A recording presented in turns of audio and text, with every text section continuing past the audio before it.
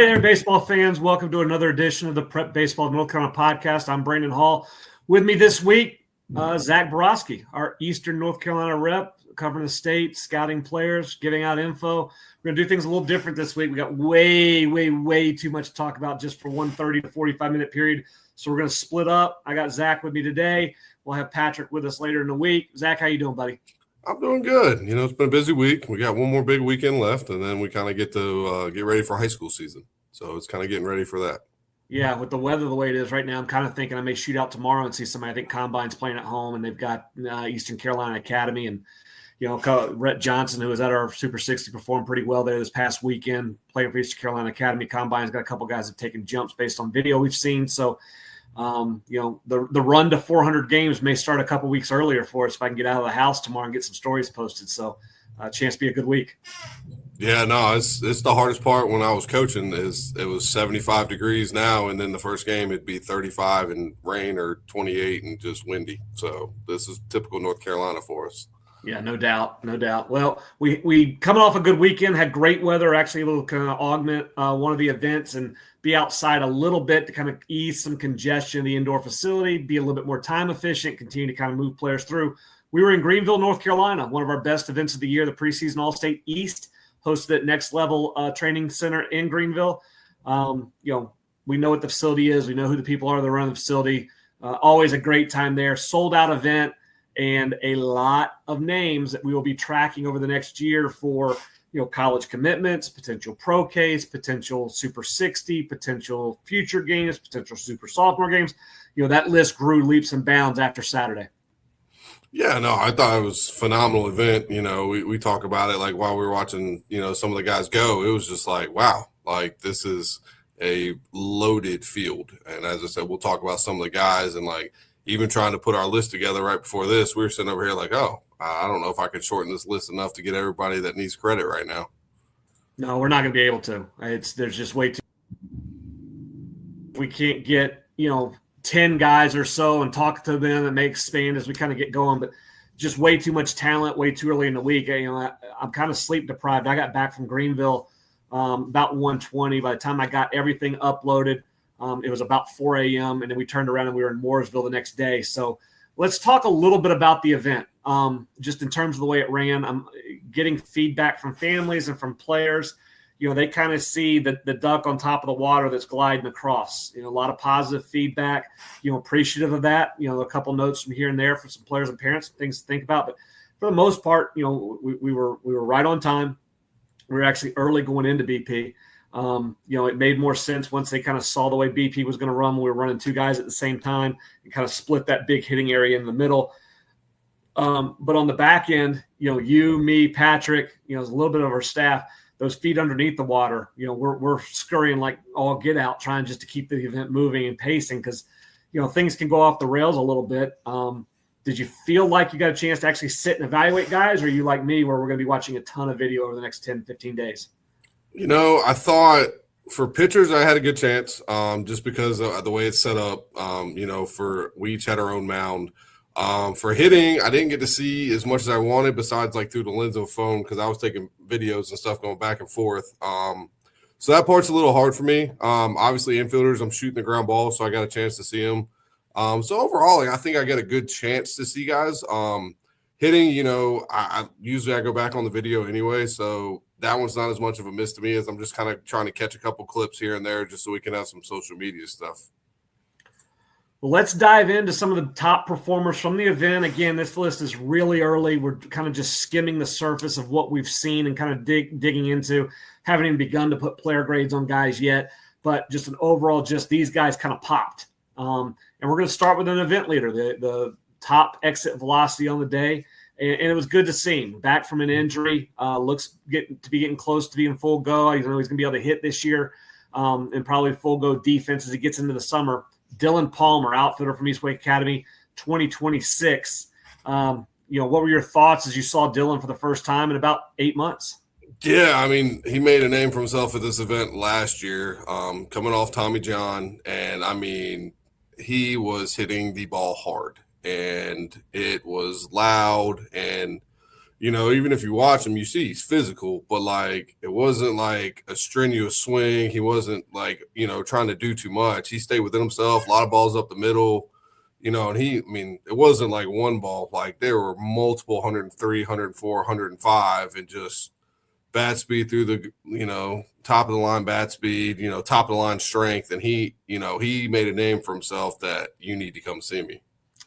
It's a little bit of that Riley Cuddy thing that we talked about last year. The bat speed is at such an elite level in BP. One, does it translate into games? Because we do see that at times is the bat speed and what guys are doing in workouts and what they're doing in a controlled environment. Can they replicate that when they're having to face, in, out, up, down, spin, change defenses in front of them? I think Dylan's shown in the past he does that. The second part is the bat speed's so good. Does the bat stay in the zone long enough when there's differences in pitch speed to really find the barrel? And there is such a thing as almost having too much bat speed.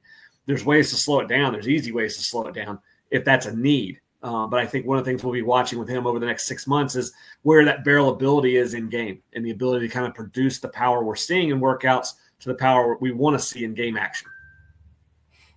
Yeah, no, I mean, like from where he was, coming off rehab, I thought he was light years ahead of where I thought he was going to be. I thought he might hit a ball hard. Before he was really pull happy, and he wasn't this. I mean, like I felt bad for the guy feeding the ball. Like that ball was coming at his head the entire time at 100+.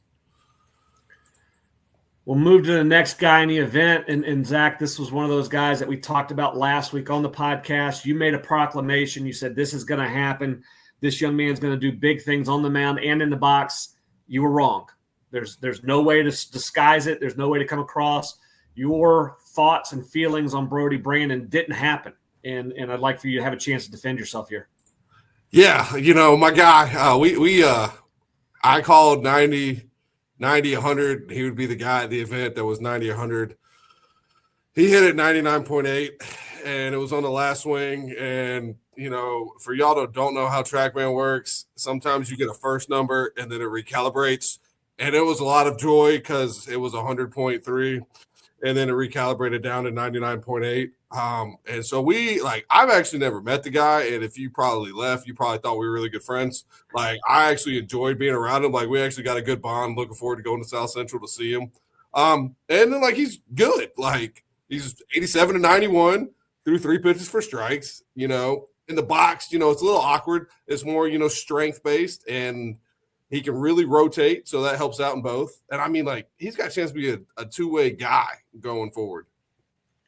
When we talk about how important that two-way aspect can be, especially as they're starting to look at Division I rosters and they're paring those things down, we're talking about how are they going to get through practices. They're going to have two-way guys, and we're seeing some guys in some older classes start to commit because they are two ways. There's an added value to a guy that may be able just to play defense. He's a pitcher, and he's going to be an above-average defender in the outfield. Let's bring him in. We'll see if we can develop the hit tool. But you're seeing that happen. For me, Brody on the mound moves pretty easy. It's a stable head. It's a direct line. The arm's clean. It's strength, and then there's arm speed. So he's kind of got the two-headed monster in terms of how is he going to create velocity. The body's fairly mature. He's not by any means completely done, but he's way ahead of the curve in terms of body development, physicality for his age. So what's the next jump? The next jump is going to be, is that movement does become a little bit more elastic. There's even more quickness, has a chance to get out of it, and that's what we see on the hitting side too. When he's really on the barrel and he's barreled up, it's impact with transfer with what his body's doing and that rotation. It's not just that snap in the wrist. And again, there's a lot of different ways to hit, so that's not good, bad, or indifferent. It's what we see.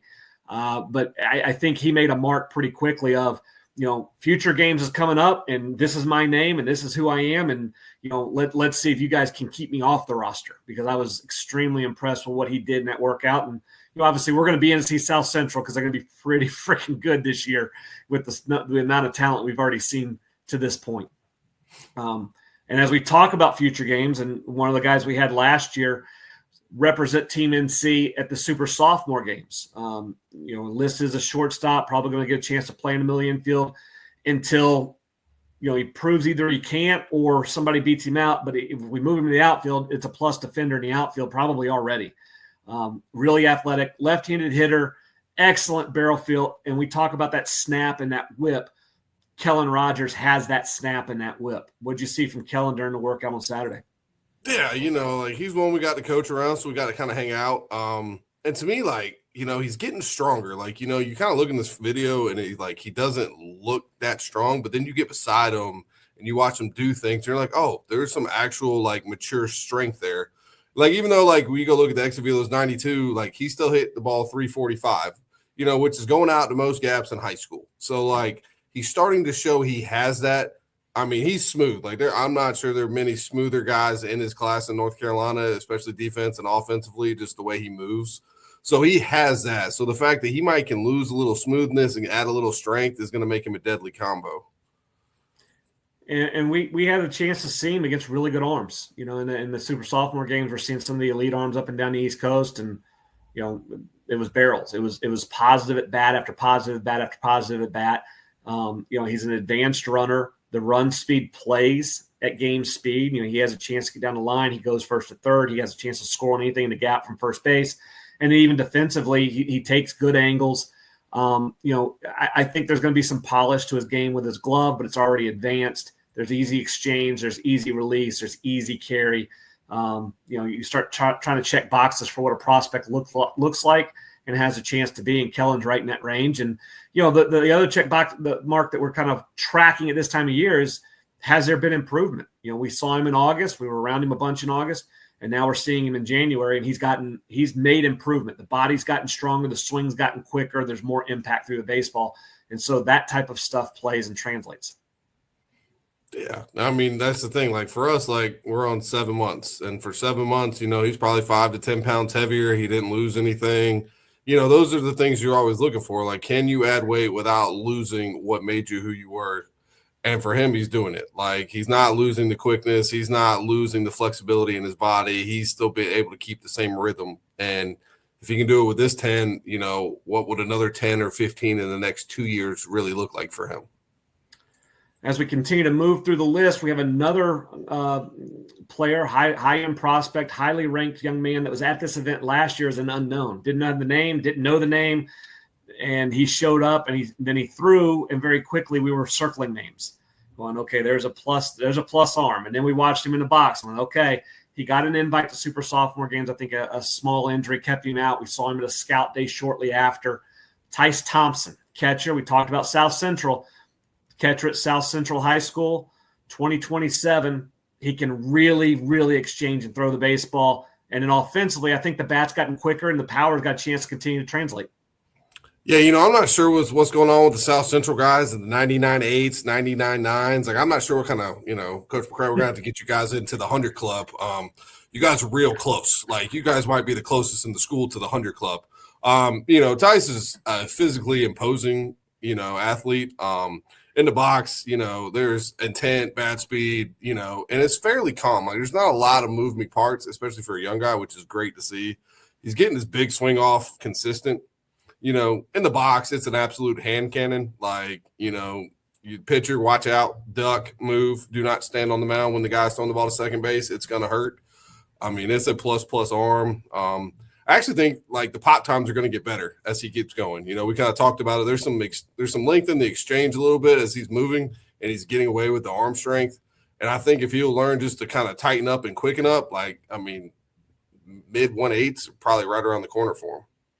Yeah, we talked about that night. We talked about it maybe the next day, just in terms of constantly looking at that development piece. I actually went back and watched some video on from the year before, and I think Tice understands the workout aspect of what's going on. There were a couple times where, he allowed the exchange to really load his arm and to get his feet underneath him and let the ball rip, touching an 83, I think, out of his crouch.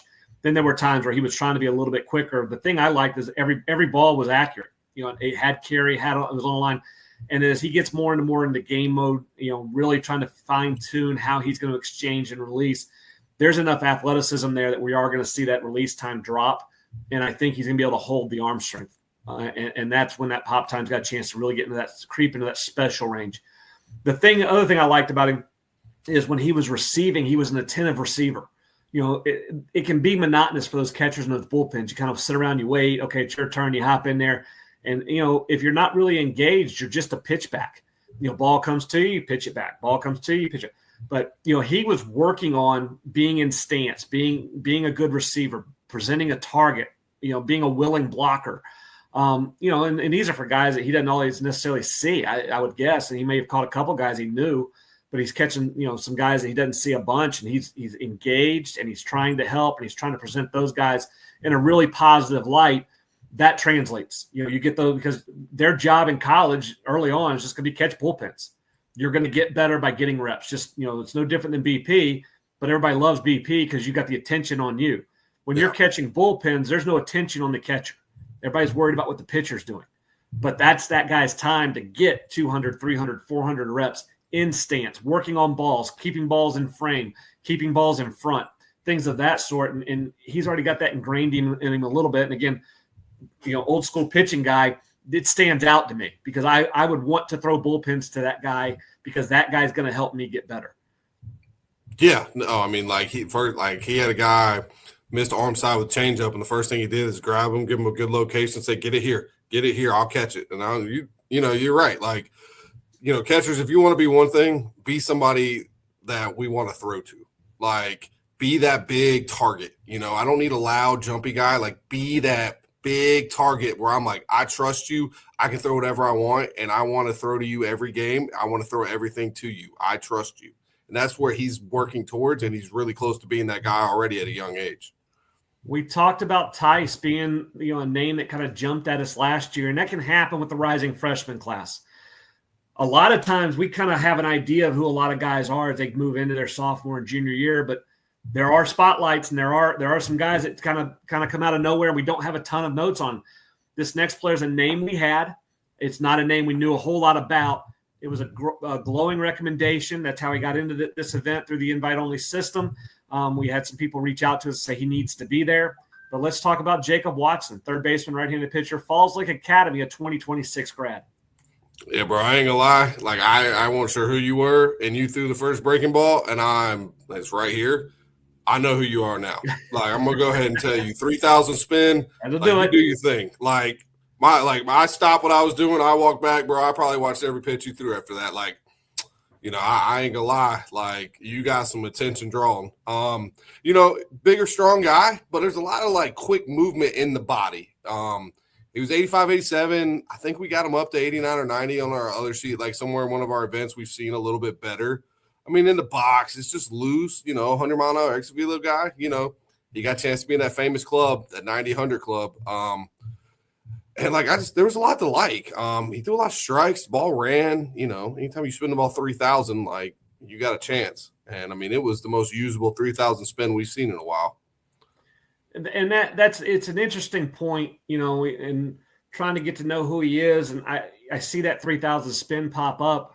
And we're like every other person looking at our numbers. When those numbers pop up and you see that, you go, ugh, is that right? And so then I go back into the iPad and I pull up every breaking ball he threw, and you're going, no, it's dead on. It's everything's calculated right. It wasn't like it was a 2,200, 2,300, 2,200, 3,100. And then you're having to go, okay, did that calculate right? You send it in to TrackMan, they kind of go through all the numbers. They go, that one's probably a throw out pitch. All of his numbers were dead on. And so now you're starting to talk about elite level spin, and he had some feel for it. And the tilt was sharp. It was late. It was direct. So, that's an out pitch. It's an out pitch waiting to happen. We don't see a ton of guys. That's an outlier. And when you start talking about tools that are outliers, now you start talking about players that have higher ceilings. There are some things Jacob's got to continue to get better at. Yeah, the body needs to move a little quicker. He's got some strength to it. I'd like to see a little bit more elasticity in his hips, but he's got athletic arm, he's got athletic rhythm, and he's got something different that a lot of people don't do. And when you have that, that ceiling, like I said, has got a chance to continue to get a lot higher. Yeah, no, he's a guy that you're going to watch for a year and hope it's 90-92. Because if he can get that 90-92 with that spin, he's got a chance to be an impact guy at the next level fairly quick. There's not going to be a lot of projection with him. Pretty much what you're going to see is what you're going to get. So for him, he's just got to continue to build and continue to grow. And, make his floor higher. He might not be the highest ceiling guy, but like he's got a chance to have a really low floor of a 90-92 with 3,000 spin guy. So as we continue to move through this, one of the things that we sometimes see are guys that are multi-sport guys. We'll see, and the next young man we're going to talk about is a high school quarterback. I think he's still playing basketball, and obviously he's playing baseball. So we see guys at different points because we do see guys that come in that have been training now for 3 months basically to put up a number, which is great. That's fine. It does adapt to game. There's some learning curve to how to get that training to adapt to a game. But for our events, it adapts really quickly. Then we also see players that this may only be the third or fourth time they've picked up a bat. They're still kind of easing into their arm. Now they're in great shape because they've been doing other things, but the baseball skill set and that fine tune hasn't happened yet. Tanner Williams is a player for us. We've known junior future games, invited to super sophomore games last year, but obviously was getting ready for football. Left-handed hitter, very athletic. For me, the body feel is off the charts. He has great feel for where he's at in space, allows him to throw strikes, allows him to do some different things on the bump, but I love him in the box. There's feel for the barrel and there's quickness. Yeah, we're going to go over this first thing real quick. Pork chop biscuits, he's already promised. That was the first thing we had to talk about Midway. So we're there. We've had that discussion. He promised me pork chop biscuits, so we'll be going back to Midway. But in the box, he's just so smooth. Like it's a next level smoothness that you don't see on many 2027s. You get a couple seniors that are finally they're 17, 18. And they're physicaled out and they kind of understand their body, but you don't ever see like the type of smoothness that he has right here, just hitting with controlled, especially a guy, going into sophomore year, like it's just a different level. Heart rate low, we talk about like the pork chop biscuits, but like this before he's about to go hit and he's so relaxed, joking around, talking about his buddies in the center field behind the fence. Like he's so relaxed and calm, knowing like, he doesn't have to worry. Like his swing's going to work. And that's, it's hard to do. And I was a hitter and it's just the calmness he has is something 99% of hitters want in the world. Yeah. And for me, it's a competitive calmness too. It's not that it's carefree and, whoop-de-doo and whatever happens. When you watch him get in the box, especially when you're watching him in game, we saw him last year as a freshman, there's some leadership quality there. So still young, still got some things that, in terms of growing and that stuff to do. And that comes with just time and being around in different spaces. It's hard to be one leader as a freshman than be a similar leader as a senior. There's different roles that leadership takes on, but he naturally embraces that stuff. And then, we love multi-sport guys and, you're trying to project where the ceiling has a chance to be. And then you start thinking about the reps he's behind versus other guys. And when he starts getting those reps, he's going to make up that time really quickly. But while he's behind on those baseball reps, the athletic reps and the way he's treating his body and the way he's recovering his body is different than a baseball player who's just going at it for 10 to 12 months. And so there's some things, maybe some drawbacks in terms of, really understanding swing and really understanding, where your body is on the field. But there's such big advantages to that understanding your body in space and multiple dimensions, being a basketball court, football field, or baseball field. And so and again, he's a young man that I've been following for a long time. I played with his dad in college. And so there is and we've talked about this, me, you, and Patrick, there's a natural bias there because I have such an affinity for his dad and his family that I've told you guys when we get to rankings and things like that, I have to step out of this one because I don't know that I am unbiased on that one because I want him to do well. I want to see him. But when we do our rankings, we take their names and we take schools and commitments off of the sheet. And his grades still play really high just based on what we're seeing. So excited to get to Midway. We'll have to flip a coin to see who's going to get that pork chop biscuit. Though. Is that what it is, pork chop biscuit? Yeah, there's I don't know that's on my diet right now. That may be you. Yeah, there's something about being a multi-sport athlete in a small town. So I that's something that you just can't actually put into words for a lot of people.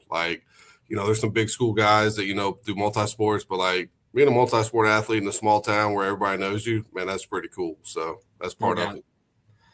Our next player is a player that I saw in spring break last year. And it's a right-handed pitcher, and is a player that we've had the name for a while, and we always keep hearing about what he could be and what he might be and what he's going to grow into.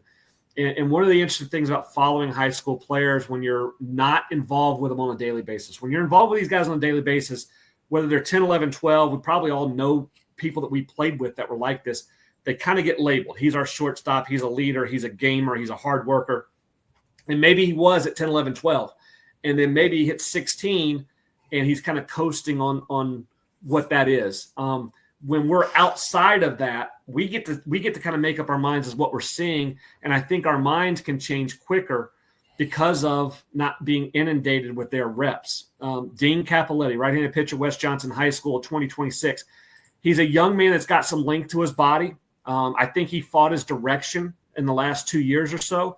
But every now and then he'd put it together and balls would rip out of his hand. And he'd spin it, and he had good feel for what was going on. But every now and then his body, just because he was growing, was kind of out of whack. And he really had to fight to compete to do those things. And, then you're fighting yourself. And you're trying to figure out what the mind space of a player and how is he competing. And is he fighting himself more than he's fighting the other team? What's going on in there? Well, sometimes they just need time. Sometimes they just need to figure out where their body's at. Sometimes they just need to continue to grow. And uberly impressed. Is that a word? Uber impressed with Dean and the way he handled this event, the way he performed in this event. And then he hung out and his maturation away from the diamond a little bit, having a conversation with him last year, having a conversation with him this year, and watching how much he's grown as a human being, really impressive outing for him in Greenville. Yeah, bro, I'm going to have to take off that projection name on you. This was production. Yeah. Like, this was a plus spin rate fastball. There wasn't cut. Like, it rode. Like, this thing, 2,500, 87, 89, breaking ball was sharp, late tilt. Like, my bad, dude. Like, there ain't no projection right now. Like, this is a legitimate, I can go get outs. My stuff's good enough. Here I am. I just made my name. College coaches, come see me. And, like, if you bring that stuff to the party, there's going to be a lot of people that come see you. He's going to be an interesting follow this year because I do think guys are going to be kind of flooding in there to West Johnson to see him, trying to put early evaluations on him. You may have some schools at some point trying to make an early run at these guys. It's not happening as much nowadays with the way the recruiting world's working, but you may have some guys sneak in there and try to do something early. You're also going to have some schools saying, hey, we're going to see you now. We're going to see you at the end of the spring. We're going to see you in the early summer, and then we're going to bring you on a visit, and we're going to make a decision.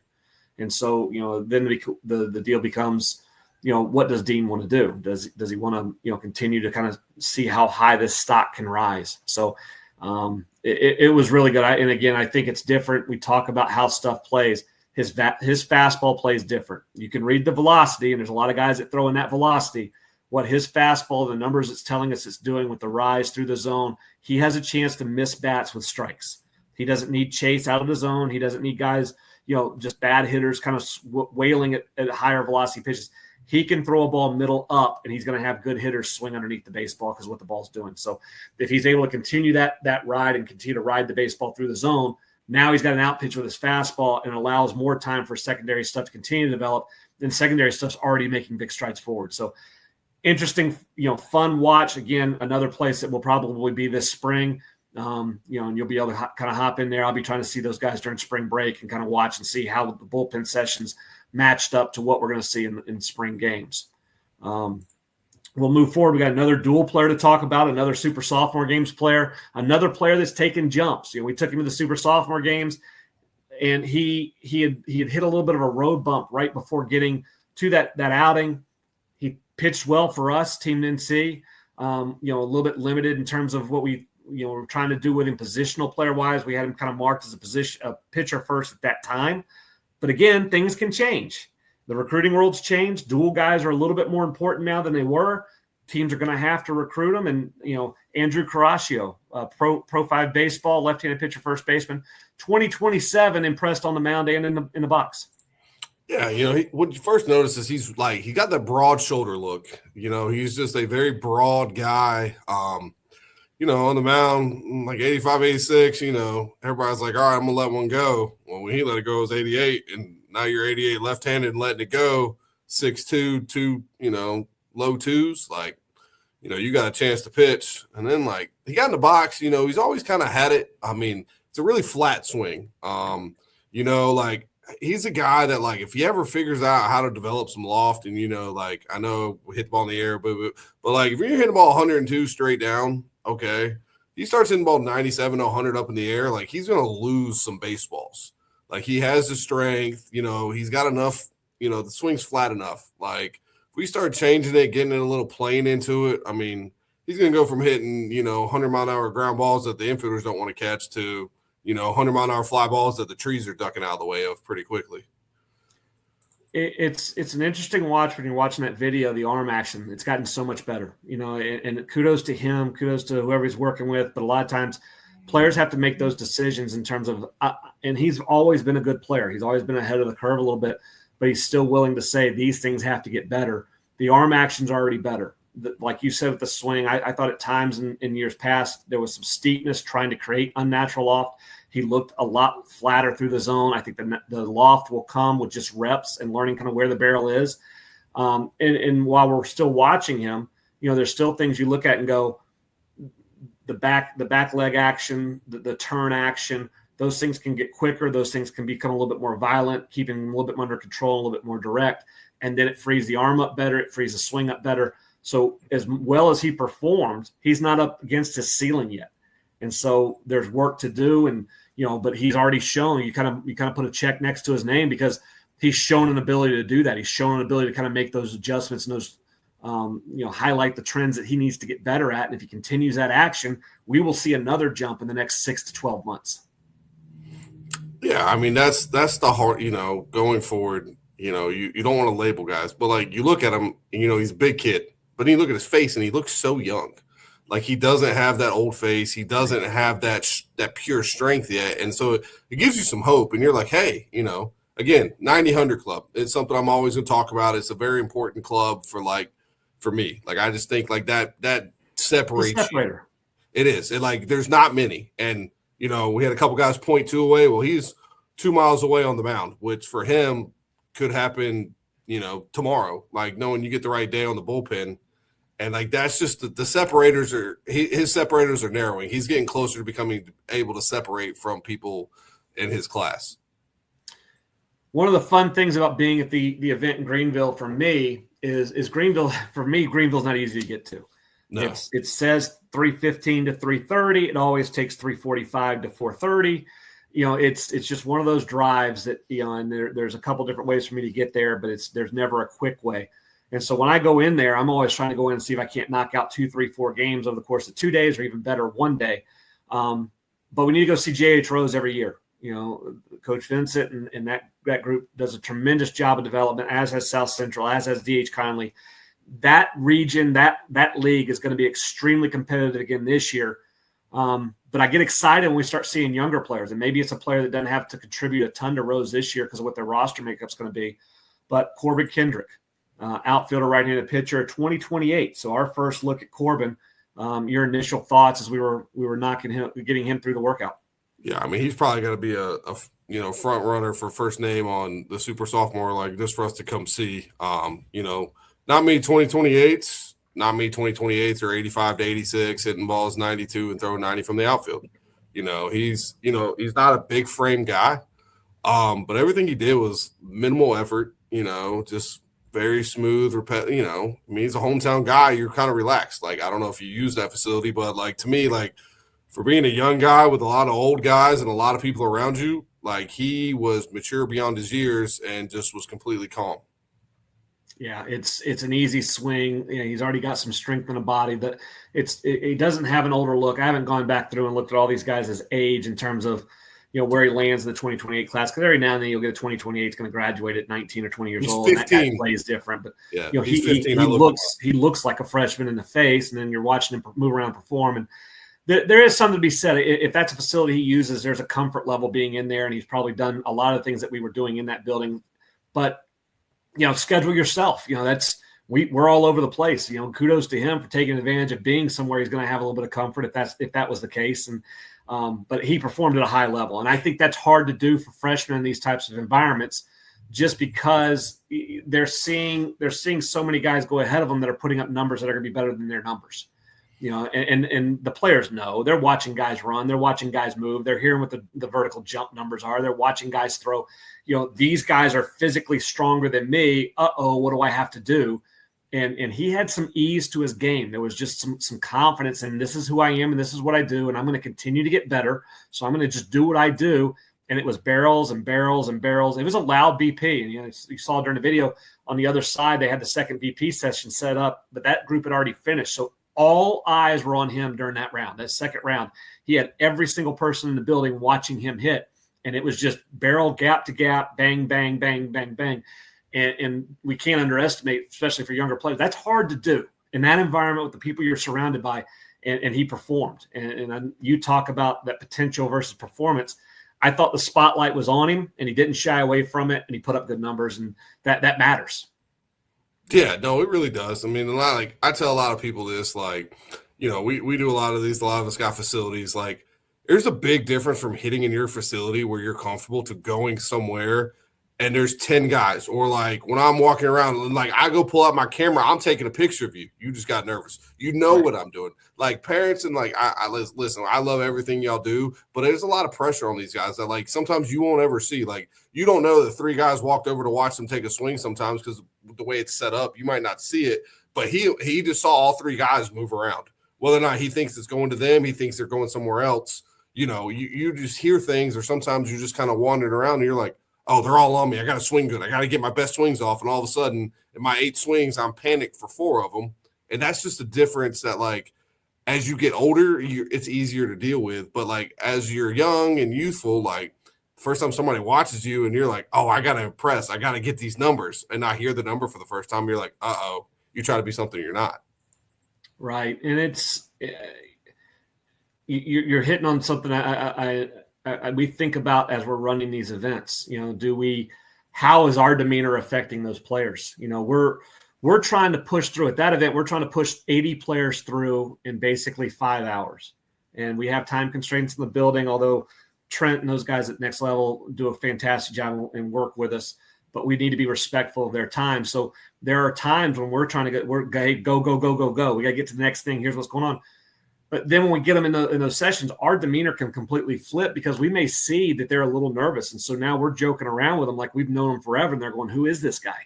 I've never met this guy before in my life. And he's joking with me about 90, 100. And he's giving me a hard time about my exit velocities. And he's doing it. And a lot of that is just to see if we can't get them to just relax and perform and be in the mindset of let's just be a baseball player versus, oh, my gosh, I'm in a pro-style workout. I have to put up numbers. Guys perform. One of the tricks we tell pitchers all the time is your best numbers come in the strike zone. All these guys want to reach back and get a number. Their best numbers come in the strike zone. Hitters. Why is the field deepest in center field? We've talked about it each event we've been to because that's where your best numbers are.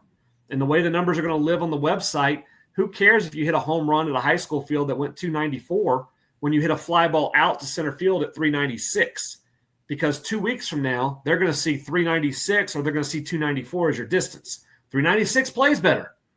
Stay in the middle of the field because that's where our numbers live. And, we do make a concerted effort in those types of events to really work to massage players to see if we can't get the best out of them. Sometimes it comes across one way or the other, but, we really do want players to put up their best days and trying to get them to relax into that. It's a little bit, drawing back on both of our backgrounds as coaching. Can we say something that triggers something? And sometimes we can, sometimes we can't. Sometimes we say the wrong thing. We tell them, hey, just stop, get me out of your head, forget about everything I said. Now go do you, and we'll give you a couple extra swings and let's go. So, no, it's different. Being in the East, there's a lot of guys that I know. Like Central and the East are like 2 areas for me. And like, some of these guys have no idea I was a coach. Some of them have no idea I was a pro scout. Like they're just sitting over here like, oh, this guy's taking video for no reason. I'm like, I got a decent idea sometimes.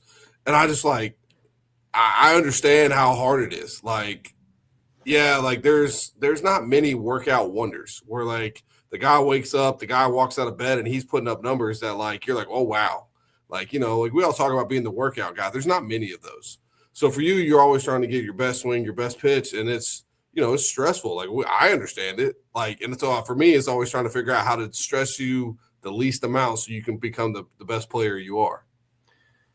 We got one more player to talk about. Again, another super sophomore games player and a player that we had kind of earmarked as really athletic, kind of starting to get it together. You know, we put guys on these rosters not because maybe they're the best player right now, but we have a belief in terms of what we're seeing and how they're reacting and what their numbers are and where they have a chance to be. And, you know, Brandon Bush, an outfielder from Hoggard High School in the 2027 class, shows up. He looks taller. He looks leaner. He looks stronger. He looks quicker, and he was already a quick twitch athlete, and it's translating. What did you think about Brandon? Yeah, you know, I saw the ball flight a couple times, and I was like, God, who's hitting that ball? And then I looked over, it was him, and I was like, we had a talk at the top prospect games and kind of about, you know, making sure our body stays square and kind of working through the ball and staying behind it a little better.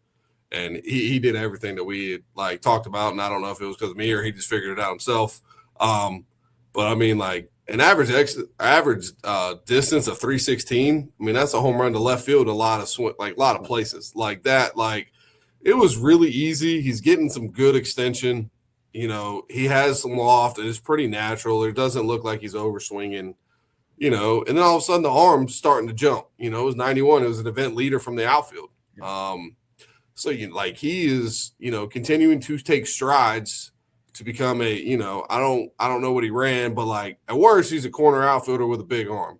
Best case, he ends up in center field. I'm not sure what we ended up running this time, but, like, you know, there's a good chance that barrel is going to play at all three outfield spots, which is, you know, a rarity for some guys. You know, like, you know, being able to hit, you got to be able to hit to play the outfield, but, like, he's got a chance to play all three outfield spots for the way he's hitting. Yeah, Bush went 183 in the 10, which is excellent, 407 in the 30, which is, you know, right at that average to above average, you know, slot. And for a guy that's grown a little bit and a guy that's taken a jump, that's a good time. The thing I love about the video we saw, the video you got right there, is the finish. You know, whether you're a one-hand guy, two-hand guy, or whatever, the hand strength he has, the barrel manipulation he has, you can see that physical man strength starting to come in just with the way he's manipulating the bat through the zone. That barrel's not wavering. It's not collapsing through the swing. You know, he's got full control of the barrel. Wherever he wants the barrel to go, it goes, and it's going to get there with impact, and he's finishing it, you know, like a grown man. So, you know, try to project that out. You know, he's going to be an exciting player to watch, and that Wilmington area is going to be really, really good again. You know, with some of the players that are coming through there, whether they were at this event or not, that's going to be a fun area to watch. Yeah, no, I mean, I think he's really good. You know, he's a guy that continues to get better. Like, we've seen him 3 times in the last year now, and it's not like a little bit. Like, and I don't think you can always take significant jumps. So at some point we're going to kind of plateau and take small crawls. He's taking massive jumps. You know, every time we've seen him, whether the numbers change, and, like, that's where people get kind of confused sometimes. We're saying taking jumps. Like, no, the ability to be able to repeat, or the ability to be able to rotate or generate quickness, sometimes the numbers might not dramatically change, or they might not even be your best numbers, but consistently being able to get your best swing off, or consistently improving, or just stuff like that, like, that's a big part of it. And he's starting to do that. You know, I would love to say you're always going to take massive jumps. You know, eventually we're going to kind of slow him down a little bit. But right now he is doing everything he can to continue to be a great high school player right now. As we continue to move through here, you know, that's 10 names. I know you came in without 25. We don't have time for 25. We're going to lose our audience. But, you know, real quick, some other arms that stood out to me. Tyler Kamorner. I'm butchering that name, Tyler. I apologize. I see it. I know how to say it. And I can't get it out. It's a deficiency on my end. You know, Tyler's a right-handed pitcher, Apex Friendship, Dirtbags player. He's taken some jumps. We saw Ben Dudash up to 88.3. Ross McLam, Caleb Case, Leo Lipinski. Those guys I thought have improved in one way or another from what we've seen. Any other event, any other typical event for us, they're at the top end performers. It's what makes this event special. As you're diving in, as coaches are diving into these numbers, there's going to be gems in there that we just don't have time to talk about every time we talk. So, you know, probably going to be dialing these guys back over the course of the next several months, you know, talking about the performances we saw. From an offensive standpoint, I know there were a couple guys you had mentioned. You know, anybody off the top of your head? Yeah, Tanner Pope, left-handed hitter, a two-way guy. You know, probably didn't have the best fastball, but as he's what he was used to. But in the box, I mean, it was loud, over 100 100.9. Yep. Yeah, he just bashed baseballs, and it's what he does, and it is a controlled left-handed swing with tremendous power, power to all fields. Another guy was Jordan Bonner, more of a physical athlete, and he looks it. He's not a small guy. He had the event's fastest 30, I think it was 3.72.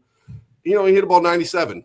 And so you're like, it's just different. He was the one player walking through the building that I got the impression parents weren't real sure he belonged at that event. He's watch him 6'1", walk, that is a different build on an athlete. He's the most physical kid specimen. There. He's jacked out of his mind. And that's there was some swing stuff. We even talked about it. I thought he was getting out in front a little bit. But a 3.72 at 6'1", 210 or whatever you are, that's a different level runner. Tell me this, and I'm dating myself a little bit. I don't think you dealt with this as much. But the draft and follow, the old draft and follow rule where Girl Scouts could go and just go get an athlete, have one tool, and we're going to draft you in the 50th, the 70th, the whatever round, and we're going to send you somewhere, and we're going to give you 5,000 at-bats. At the end of 5,000 at-bats, we're going to make a decision. But you look at the number of guys that were draft and follows that became all-star caliber players at the big league level, potential Hall of Fame players at the big league level, that in today's age would not be drafted. Because there's not room for them. They don't have a place to go and just fail for 2 years. And everybody put their arm around going, we know you're going to hit 120. That's fine. Just give me good at bats. Work to get better. And when it clicks, bang, they're so athletic and they're so strong that everything else just takes off. And for me, he's a guy that in the old days, he would have been a draft and follow because he's big, he's runs, he's physical. The swing produces loud contact. It's just a matter of where it happens. Other names for me, we got to just trying to speed you. I'm sorry.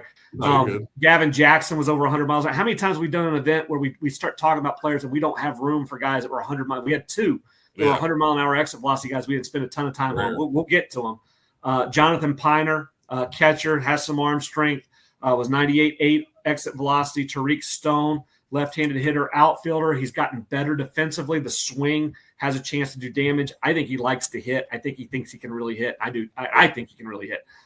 He was fun to watch. Preston Poole is a long, lengthy catcher. I think he's starting to figure out where his body is, kind of figure out where his belly button is. So as he starts to move, everything's back underneath him. And I think the swing, he's got long arms. The swing's going to be a work in progress, but there's quickness and there's feel for the barrel at BP that typically translates with reps. Yeah, he also threw well. His throwing is starting to get. It was 207 maybe. Everything for him is cleaned up. He now looks very physical. Yep. Zach, this was good. I appreciate you taking the time to kind of go through these guys. That was a very, very quick 47 minutes. Yeah. And we're going to continue to call back these guys. Later this week, you're going to see me with Patrick Johnson. Patrick and I will go through the preseason All-State West that was held in Mooresville, North Carolina on Sunday. Again, a very, very talented group of players. Be a similar format to this. We're trying to break down some of that top talent.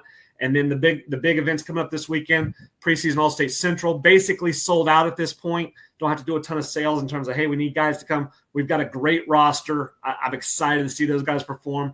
And then on Sunday, our pro case, we've got 30 of the top players in the senior and junior class. I think we're going to have some guys have really, really loud performances there in front of the pro scouts that are there.